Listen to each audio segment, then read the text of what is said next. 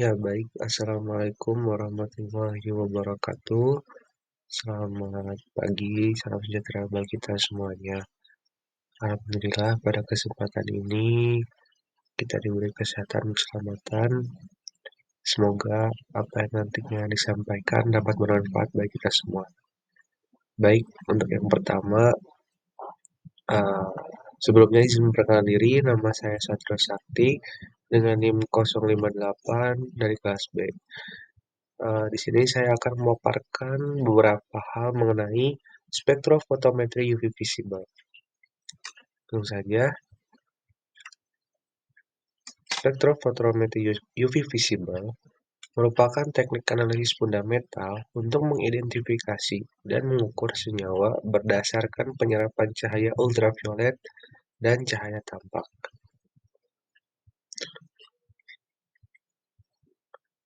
Prinsip dasar spektrofotometri UV visible yaitu yang pertama, penyerapan cahaya, yang kedua, transisi elektron, yang ketiga, berdasarkan hukum Bird-Lambert. Baik, yang pertama, penyerapan cahaya, yakni molekul menyerap energi foton ketika cahaya UV visible melewatinya, yang artinya molekul nantinya akan diserap oleh energi dan akan terbaca oleh cahaya UV atau visible, sehingga cahaya tersebut akan mendapatkan nilainya. Yang kemudian yang kedua, adanya transisi elektron. Elektron berpindah dari orbital dasar ke orbital tereksitasi dengan energi spesifik. Yang ketiga ada hukum Bird-Lambert, yakni absorbasi berbanding lurus dengan konsentrasi dan panjang lintasan cahaya. Kemudian, terdapat orbital lain, yakni orbital sigma, pi, dan n. Yakni orbital sigma merupakan ikatan tunggal antara C dan C atau C dan H.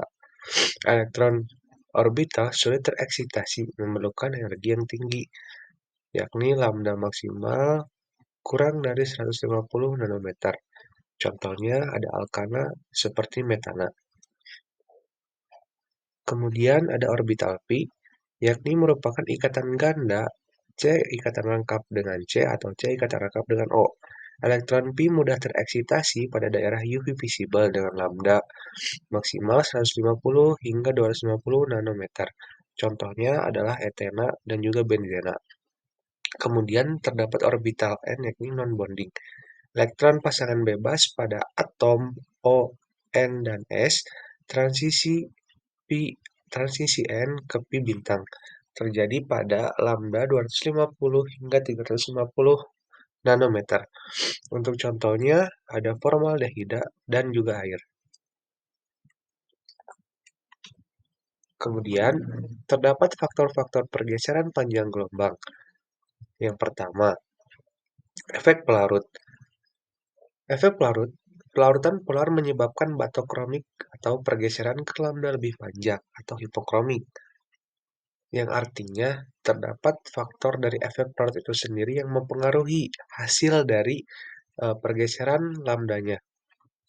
Kemudian, adanya konjugasi. Konjugasi merupakan sistem yang lebih panjang menggeser absorpsi ke panjang gelombang yang lebih besar. Kemudian, yang ketiga merupakan substituen elektron.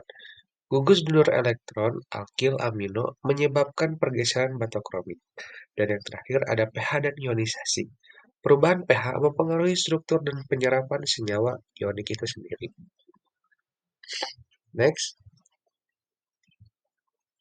Kemudian, di sini ada instrumentasi dari spektrofotometer UV visible.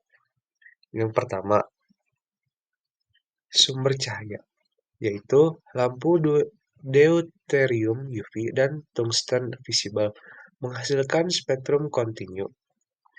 Yang kedua, ada monokromator, yaitu prisma atau kisi difraksi, memisahkan panjang gelombang spesifik dari cahaya putih.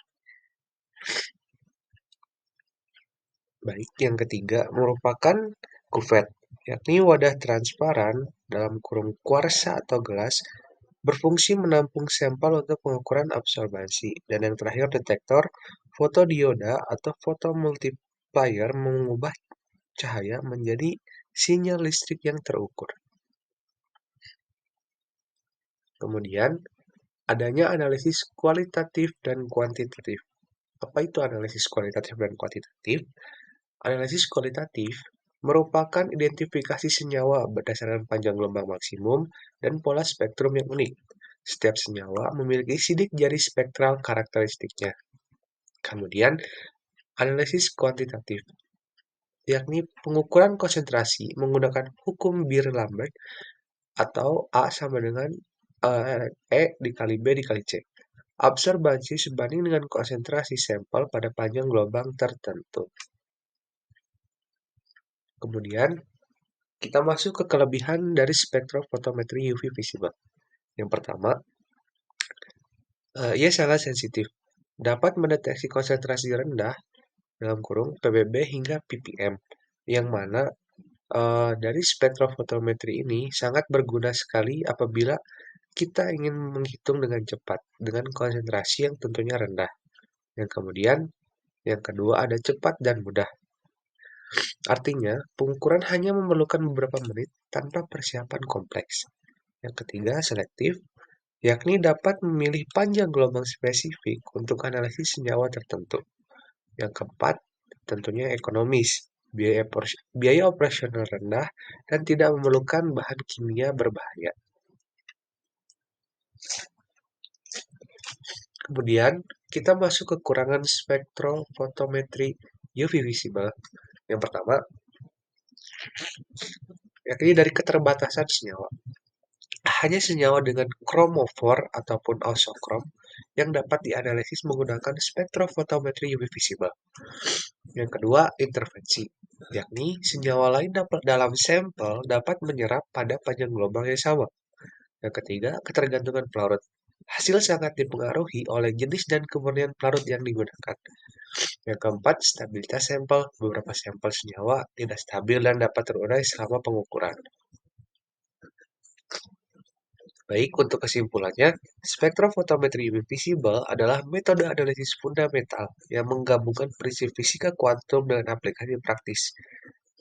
Teknik ini sangat berharga dalam farmasi lingkungan dan penelitian kimia untuk identifikasi dan kuantifikasi senyawa dengan akurasi tinggi dan efisiensi biaya tentunya. Baik, terima kasih atas perhatiannya. Mohon maaf apabila banyak terjadi kesalahan. Wabillahi taufiq wal hidayah. Wassalamualaikum warahmatullahi wabarakatuh.